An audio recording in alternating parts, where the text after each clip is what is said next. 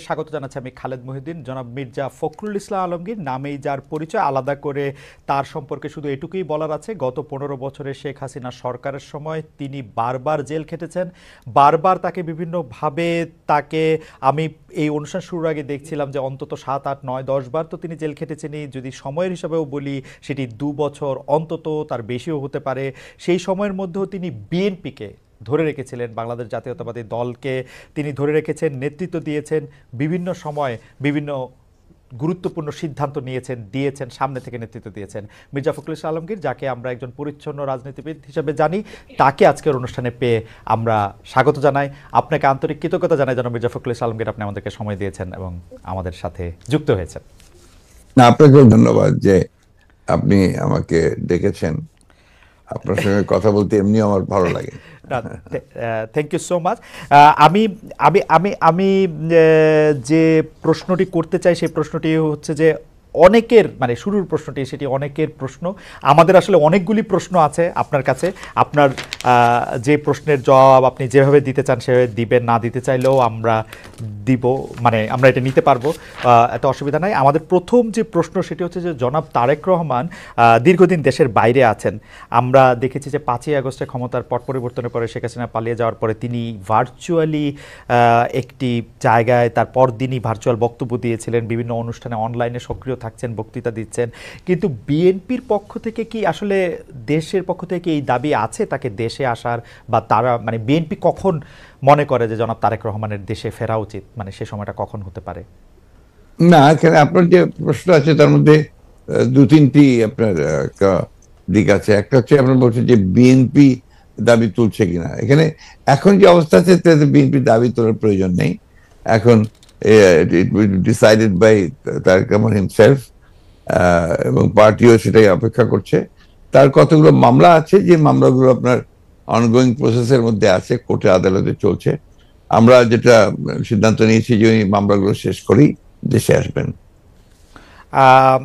সেক্ষেত্রে আরেকটি প্রশ্ন এরকম হতে পারে কিনা যে আমরা বেগম খালেদা জিয়াকে অনেক দিন পরে দেখলাম যে তিনি সশস্ত্র বাহিনী যে দিবস ছিল 21 নভেম্বর, সেটাতে তিনি উপস্থিত থেকেছেন। ডক্টর মোহাম্মদ ইউনূসও তার সাথে কথা বলেছেন, উপদেষ্টাদের মধ্যে থেকেও কেউ কেউ তার সাথে আসলে কথা বলেছেন, আমরা এরকম দেখেছি। যদি এই মুহূর্তে নির্বাচন হয়, যেটি আসলে বিএনপি যৌক্তিক সময়ের মধ্যে নির্বাচন দাবি করছেন, তাতে বেগম খালেদা জিয়া কি প্রার্থী হবেন, বা বিএনপি সংসদ নেতা বা প্রধানমন্ত্রী হিসেবে কাকে চাইতে পারে, চেয়ারম্যান নাকি ভারপ্রাপ্ত চেয়ারম্যান? এখানে এই মুহূর্তে এখনই আমাদের এই প্রশ্নগুলো নিয়ে আমরা আপনার কাজ করছি না, কারণ আমরা এখন আমাদের সামনে যে সবচেয়ে বড় চ্যালেঞ্জ সেটা হচ্ছে যে আপনার এই ইন্টারিম গভর্নমেন্টের কাজগুলো তারা যেন শেষ করতে পারে, অর্থাৎ যে সমস্ত সংস্কারের বিষয়গুলো আছে সেই সংস্কার যে কয়েকটা আপনার খুবই নির্বাচন কেন্দ্রিক এবং প্রয়োজনীয়, সেই সংস্কারগুলো করে নির্বাচনের কথা আমরা বলছি। এবং আমরা মনে করি যে এটা আপনার যথা সময়ে সেটা অনুষ্ঠিত হবে। এবং দেশনেত্রী বেগম খালেদা জিয়া তো আমাদের পার্টির চেয়ারপারসন, এবং তিনি যদি নির্বাচন করতে সক্ষম হন শারীরিকভাবে, তাহলে অবশ্যই তিনি নির্বাচন করবেন। অন্যদিকে যেমন তারেক রহমান সাহেব আমাদের দলের ভারপ্রাপ্ত চেয়ারম্যান এখন আছেন, এবং তিনিও নির্বাচন করতে চাইলে তিনিও নির্বাচন করতে চান, সেটা উনি করতে পারবেন যে কটা সিটি তিনি করতে চান। এই নিয়ে কোনো সমস্যা নেই। সুতরাং খালেদা জিয়া নির্বাচন করলেন, প্রধানমন্ত্রী হলেন, বা তারেক রহমান সাহেব নির্বাচন করে প্রধানমন্ত্রী, এটা নিয়ে কোনো সমস্যা নেই। এই ব্যাপারে পার্টিতে আমাদের কোনো সমস্যা আছে বলে আমি মনে করি না। আলোচনা আছে কিনা, মানে মানে কে হবে না না, এই ধরনের আলোচনার এখন প্রয়োজন নেই। খালেদা জিয়া, বেগম খালেদা জিয়া এখনো বেশ অসুস্থ। উনি আগামীকাল কয়েকদিনের মধ্যে উনি যাবেন লন্ডনে চিকিৎসার জন্য, এবং সেখানে যদি তাকে প্রয়োজন হয় সেখান থেকে তিনি আমেরিকাও যেতে পারে তার প্রয়োজন হয় চিকিৎসার জন্য। তো আমরা তাকে সম্পূর্ণ সুস্থ করে, আল্লাহ যেন তাকে সুস্থ করে নিয়ে আসেন সেটাই চাইবো, সেটাই চাচ্ছি আর কি। এই প্রসঙ্গে আর কি, মানে এই 1-2 নাম্বার প্রশ্নের প্রসঙ্গে শেষ প্রশ্ন, যে আপনি জনাব তারেক রহমানের মামলার কথাগুলি বলছিলেন, জনাব তারেক রহমানের মামলাগুলো থাকার কারণে কি তিনি দেশে আসার ব্যাপারে দেশকে নিরাপদ মনে করছেন না, এরকম কোনো কিছু কি আপনাদের মধ্যে ভাবনা আছে? না না, সেই ধরনের কিছু ব্যাপার নয়। তার মামলাগুলো আমরাই চাইছি, দল চাইছি আমরা তাকে একেবারে আমরা মানে পুরোপুরি ভাবে মামলা মুক্ত করে নিয়ে আসতে চাই। যেহেতু তার মামলাগুলো সবই মিথ্যা মামলা, সাজানো মামলা, তার সমস্ত এভিডেন্সেস আর দেয়ার, সেই ক্ষেত্রে তার যত দ্রুত সম্ভব আমরা আশা করি যে মামলাগুলো নিষ্পত্তি হয়ে যাবে। আজকের একটু কথায় আসি যে সংবিধানে উপপ্রধানমন্ত্রী পদ রাখা সহ আরও কতগুলি সংস্কারের প্রস্তাব বিএনপি দিয়েছেন। উপপ্রধানমন্ত্রী বা উপরাষ্ট্রপতি, তারপরে সংসদ উচ্চকক্ষ, গণভোটের বিধান প্রবর্তন করার প্রস্তাব। তো এইগুলি যদি সংবিধানে যাচাই বাছাই করে দিতে হয় তাহলে তো কিছুটা সময় লাগবে। আপনার কাছে যৌক্তিক সময়টা কত মনে হয় যে এই সরকারের কাছে কতটা সময় আসলে দেওয়া উচিত সরকারকে আসলে যৌক্তিকভাবে? আমরা এখন পর্যন্ত কোনো সময় বেঁধে দিইনি, এবং আমরা যেহেতু মনে করছি যে সরকার কাজ করছেন এবং ইতিমধ্যে কমিটিগুলো হয়েছে, আপনার কমিশনগুলো হয়েছে, কমিশনগুলো তারা দ্রুততার সঙ্গে কাজ করছেন, এবং আমরা আশা করি যে যত দ্রুত সম্ভব তারা করতে পারবেন। এটা তাদের উপর নির্ভর করবে যে তারা কখন নির্বাচনটা দিতে পারছেন। আপনারা কোনো টাইম ফ্রেম, না, আমরা কোনো টাইম ফ্রেম দেইনি। আমরা যেটা বলেছি যে একটা যেটা আপনার লজিক্যাল, সেই সময়টুকু নিয়ে তারা করবেন। কেউ কেউ এরকম ইঙ্গিত করছেন যে বিএনপি আসলে এই মুহূর্তে নির্বাচনের জন্য আসলে চাপ দিতে চাচ্ছে, সরকারকে চাপ দিচ্ছে, তার ফলে সরকার একটু আনস্টেবল হচ্ছে। এইটা কি ঠিক? আবার অন্যদিকে সরকারের একটা জায়গা থেকে মনে হচ্ছে যে সরকার 2 বছর 4 বছর, হঠাৎ করে ডক্টর ইউনূস এটা 4 বছরের কথা বলাতে সেটা নিয়েও একটা বিভ্রান্তি তৈরি হয়েছে। আপনি এটাকে কিভাবে দেখেন? আমি দেখি একটু ভিন্নভাবে। এটা দেখি যে আমাদের দেশের মিডিয়া বা আপনারাই যারা মিডিয়াতে কাজ করেন, আপনারা সবাই স্পেকুলেশনস করেন, এবং স্পেকুলেশন করলে এটা আপনাদের হয়তো বা খুব ভালোরা হয়, কিন্তু আমাদের জন্য আমরা এই ব্যাপারটা, আমি ব্যক্তিগত খুব বেশি আগ্রহী নই। কারণ আমরা আপনি যে কথাগুলো বললেন তার একটার সঙ্গে কোনো বাস্তবতার মিল নেই, এবং আমরা সেই ধরনের কোনো চিন্তা করছি না বা সেরকম করছেও না। এবং আমি এখন পর্যন্ত দেখিনি যে আপনার সরকার, যারা ইন্টারিম গভর্নমেন্ট আছেন তারা বেশি সময় থাকতে চান, 4 বছর থাকতে চান। কথাগুলো সেভাবে আসেনি, এগুলো আপনার মিসরিপ্রেজেন্টেড হয়েছে মিডিয়াতে। আর দ্বিতীয়ত আমরা যেটা বলছি, আমরা বলছি যে আমরা চাই যে আপনার একটা যৌক্তিক সময়ের মধ্যে সংস্কারগুলো হয়ে যাক, হয়ে গেলে আমরা অবশ্যই নির্বাচনে যেতে চাই। আপনারা যৌক্তিক সময়টা, মানে হ্যাঁ আমাদের দোষ আছে জনাব মির্জা ফখরুল আলমগীর, আমরা ঠিকই, আমি দোষের কথা বলছি না, আমি দোষের কথা বলছি না।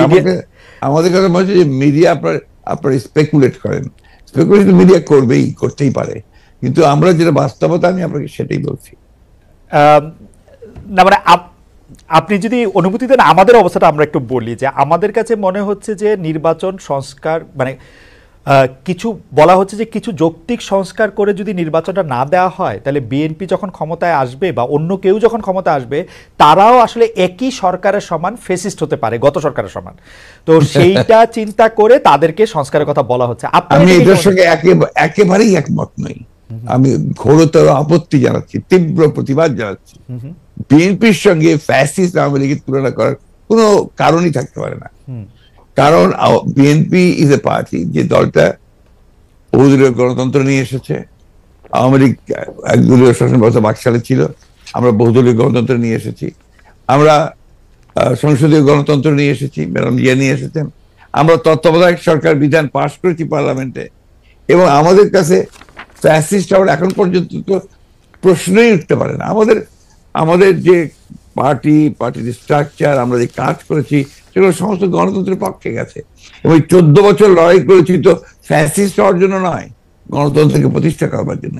সুতরাং এই কথাগুলো যখন বলা হয়, তখন এই কথাগুলো আমার কাছে মনে হয় যেটা আপনার শুধুমাত্র হয় কথার কথা বলার জন্য বলা হয়, অথবা বিএনপিকে আপনার ছোট করে খাটো করে দেখানোর চেষ্টা করা হয়। কিন্তু এইখানে তো পাশাপাশি আরো দুটো সত্য আছে। একটা সত্য হচ্ছে যে বিএনপিও তো আসলে ক্ষমতায় ভারসাম্যের কথা বলছে, এবং সেই ক্ষমতায় ভারসাম্যের কথা বলতে গিয়ে এই প্রধানমন্ত্রী, উপপ্রধানমন্ত্রী, রাষ্ট্রপতি, উপরাষ্ট্রপতি জাতীয় সংস্কারের কথা বলছে, এই বিষয়টি যেমন আছে। এবং বিএনপিও রাষ্ট্র ক্ষমতায় ছিল, তখনও বিএনপিতে আসলে ক্ষমতার ভারসাম্য আছে কিনা সেটা নিয়ে প্রশ্ন উঠেছে।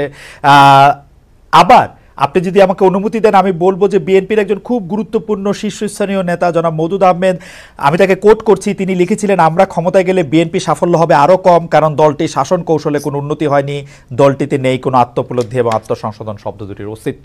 অর্থাৎ এরকম কথা কিন্তু আছে। মওদুদ আহমেদের কথাই যে আপনার চূড়ান্ত কথা তা তো নয়। জি, মওদুদ আহমেদ তার দৃষ্টিকোণ থেকে তিনি ওই কথাগুলো বলেছেন। আমি তো মনে করি যে কথাগুলো সঠিক নয়।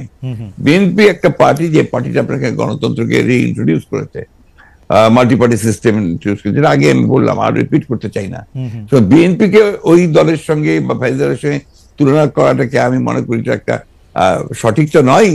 আমি মনে করি এটা একটা উদ্দেশ্য প্রণোদিত। আচ্ছা,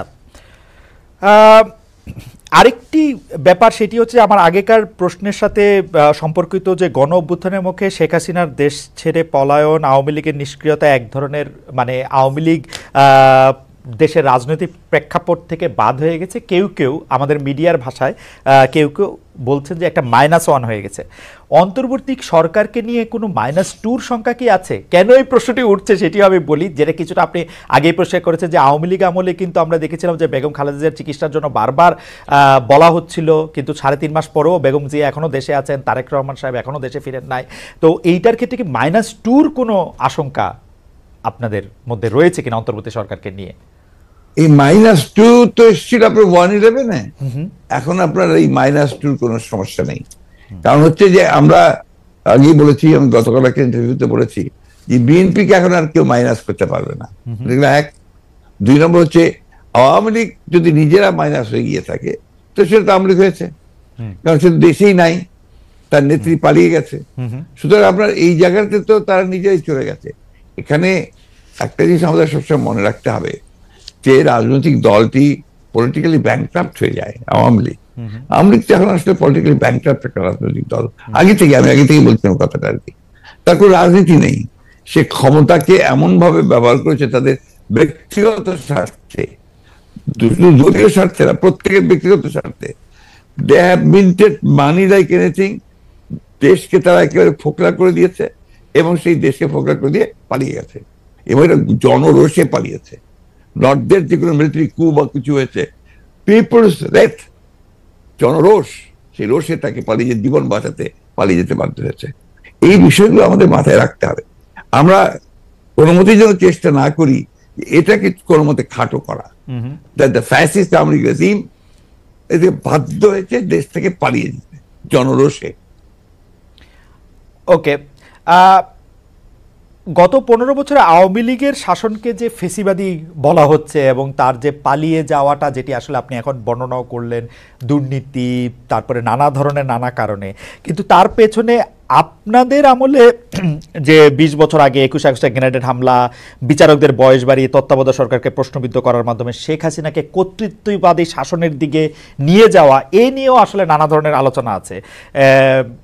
এই দুটি ঘটনা যদি হাইন্ডসাইট আপনি একটু দেখেন, যে মানে যেগুলি হচ্ছে ক্রাইমের ঘটনা, অর্থাৎ হচ্ছে 21 আগস্টের গ্রেনেড হামলা, 10টা অস্ত্র, আবার অন্যদিকে তত্ত্বাবধায়ক সরকার ব্যবস্থাটাকে একটা এরকম জায়গায় নিয়ে যাওয়া, এই দুটিকে আপনি আপনার মূল্যায়ন আমরা একটু শুনতে চাই। যে দুটি আপনার 21 আগস্টের যে ঘটনা, এই ঘটনার সঙ্গে বিএনপিকে জড়িত করা এবং বিশেষ করে তারেক রহমান সাহেবকে জড়িত করা, এটা পুরোপুরি ভাবেই রাজনৈতিক উদ্দেশ্য প্রণোদিত।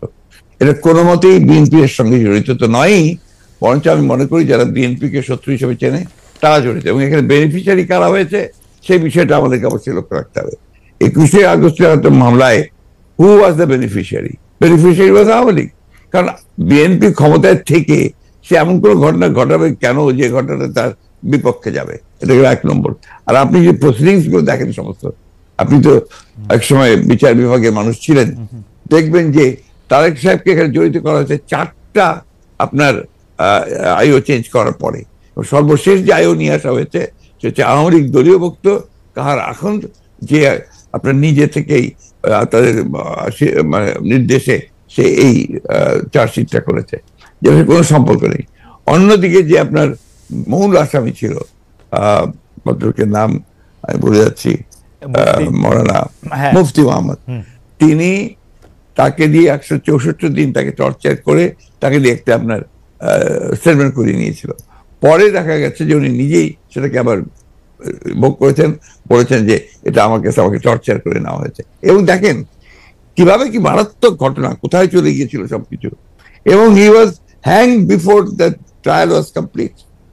তো যে প্রধান আসামি তাকে আপনি আগেই অন্য একটা মামলাতে জুড়িয়ে দিলেন যাতে আসল সত্যটা বেরিয়ে নিয়ে আসে। তো এই কথাগুলো কিন্তু কেউ আপনার ইনভেস্টিগেটিভ জার্নালিজম করে না, যার ফলে এই বিষয়গুলো আসে। আপনারা পলিটিক্যাল জিনিসটাকে নিয়ে চেষ্টা করেন, আমি বলি শেষ করি প্লিজ।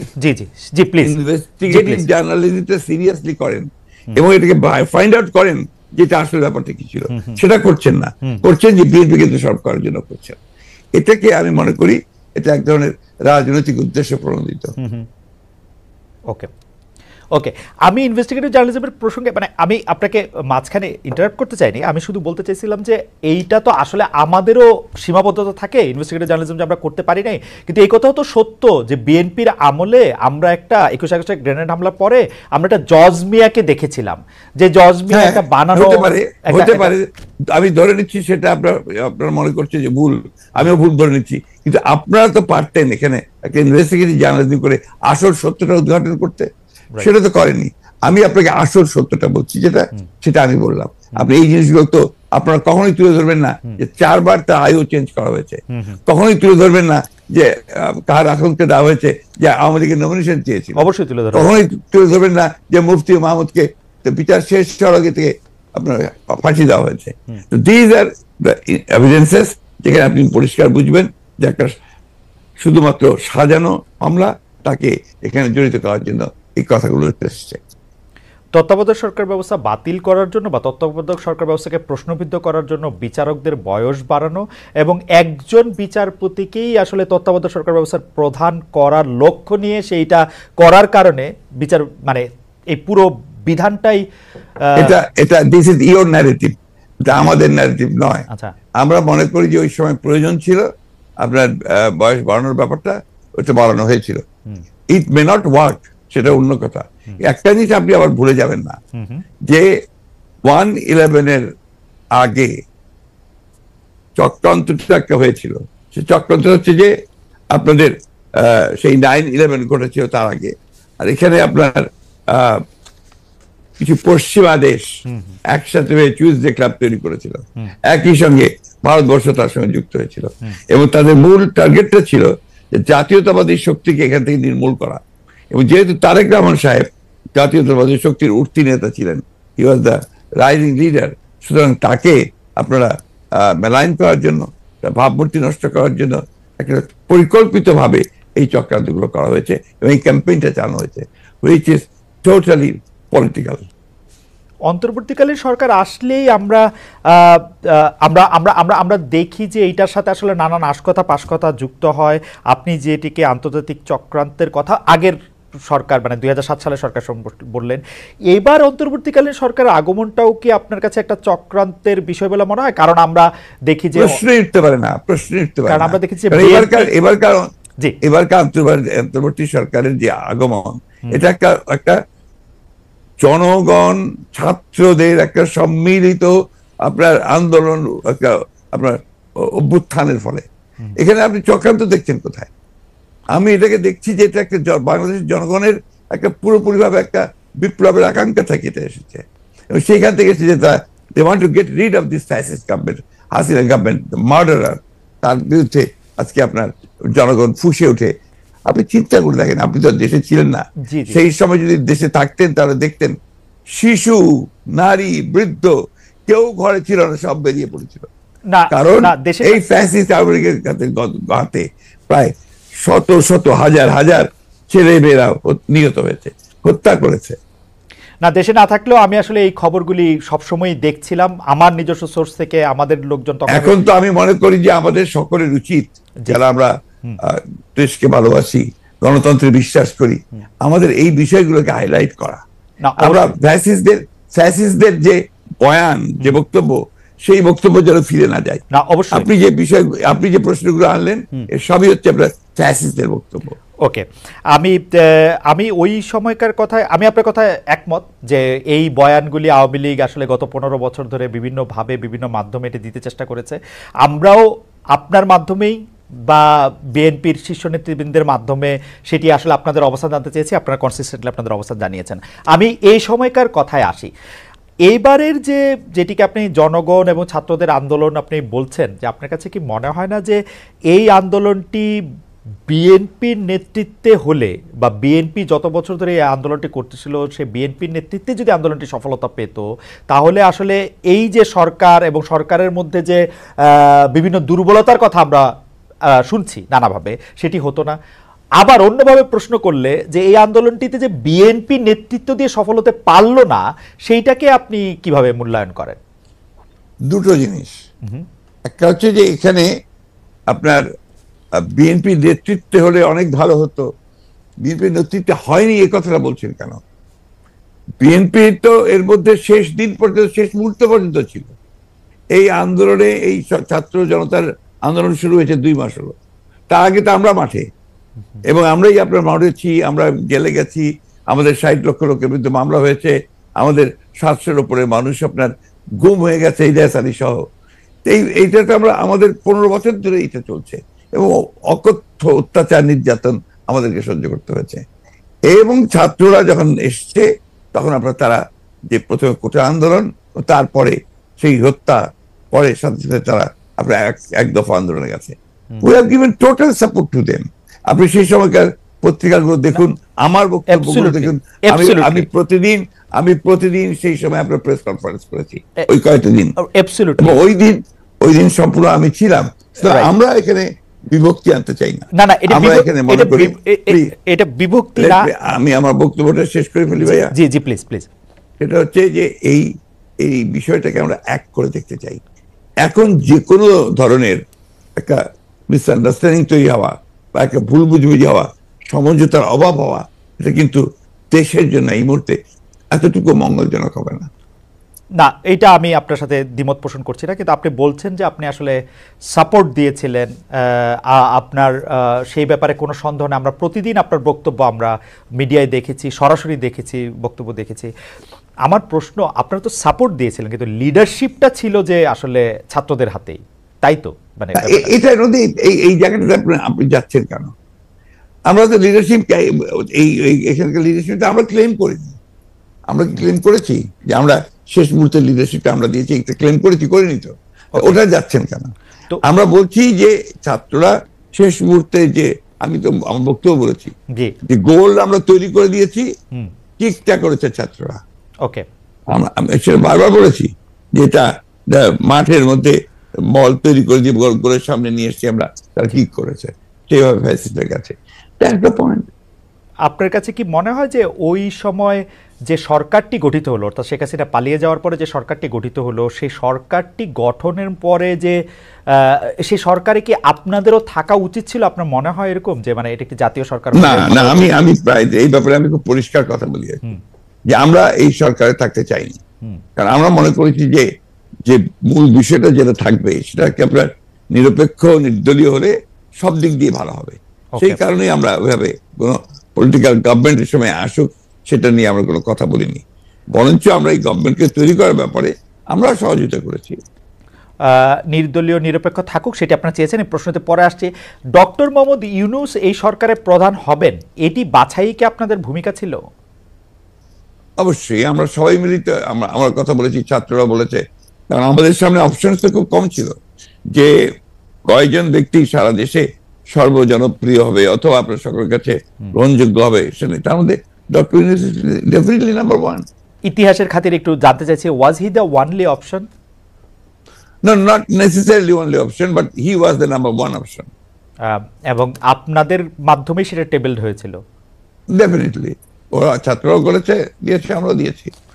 ওকে, এখন যখন ব্যাপারটা এরকম দাঁড়ায় যে অনেক ক্ষেত্রে আপনি শুনেন যে সরকারের পক্ষ থেকে বিএনপির অনেক সমালোচনা করা হয়, এবং কেউ কেউ এরকম বলতে চেষ্টা করেন যে বিএনপি কোনো কোনো ক্ষেত্রে আওয়ামী লীগের সাথে মিলেও আসলে এই সরকারকে একটু চাপে রাখতে চায়। সেই ব্যাপারটাকে তাহলে আপনি আসলে কিভাবে দেখেন? কারণ আপনি দেখুন, আমি খুব খুশি হতাম আপনি যদি মোর পলিটিক্যাল সাইডগুলোতে যেতেন। জি, আপনি এমন কতগুলো ব্যাপার নিয়ে আসছেন যে বিষয়গুলো কিন্তু আপনার আমি মনে করি যে এই মুহূর্তে এই দেশের জন্য এই বিষয়গুলো খুব একটা ইম্পর্টেন্ট না, বরঞ্চ ক্ষতিকর। ওকে, আমি খুব কিছু ক্যাটেগরিক্যালি বলতে চাই আপনাকে জি যে এখন আমাদের সামনে যে বিষয়টা সবচেয়ে বড় প্রয়োজন জি বলেন, সেটা হচ্ছে যে একদম পিসফুল ট্রানজিশন টু ডেমোক্রেসি।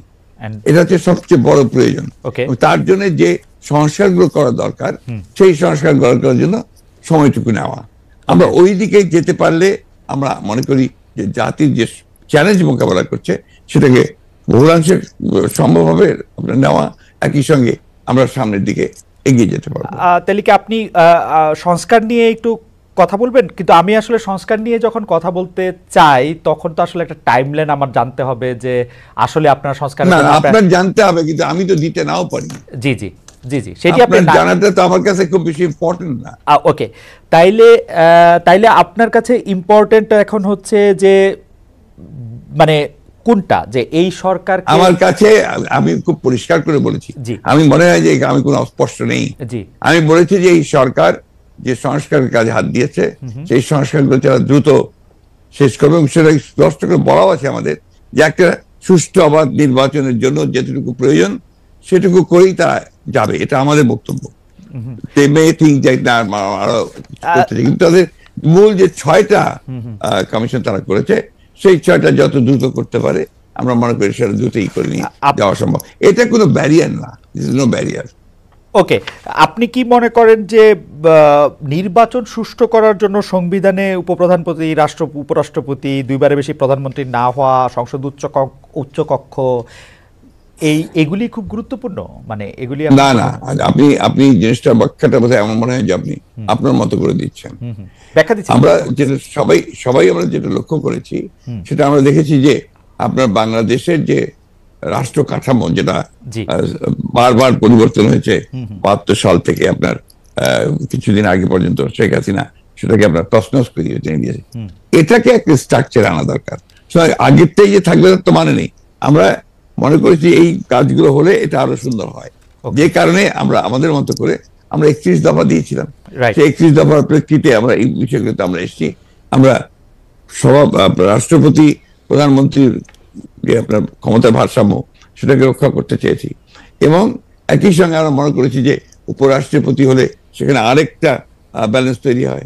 আমরা মনে করেছি যে আপনার উপপ্রধানমন্ত্রী হলে সে আরেকটা ব্যালেন্স তৈরি হয়, একটা মন্ত্রীদের মধ্যে প্রধানমন্ত্রীদের মধ্যেও ক্ষমতার ভারসাম্য সৃষ্টি হয়। Democracy and the parliament form of democracy, এটা তো আপনার কারোর কাছে সুনির্দিষ্ট একক ব্যক্তির হাতে ক্ষমতা থাকে না, পার্লামেন্টারি ফর্ম অফ ডেমোক্রেসি বেশি করে সেই জিনিসটাই আমরা করার চেষ্টা করেছি।